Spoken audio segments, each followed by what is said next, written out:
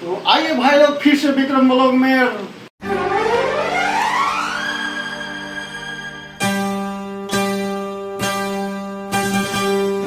स्वागत है आप लोग को।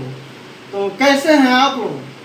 तो फिर से हम अपना वीडियो विक्रम ब्लॉग लेके आ चुके हैं आप लोग के बीच में।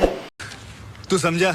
अभी तक आप लोग चैनल को सब्सक्राइब नहीं किए हैं तो चैनल सब्सक्राइब कर लीजिए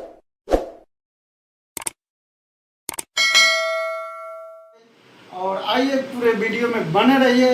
और हम बात करते हैं सिंगर रंजन रसिक जी के बारे में।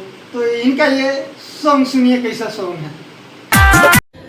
आगे गोरे गोरे देहिया में हरदी लगाई तू, आगे हरदी लगाई तू, हरदी के धाना सहाई तू गे, आगे जमा जमा याद हमारे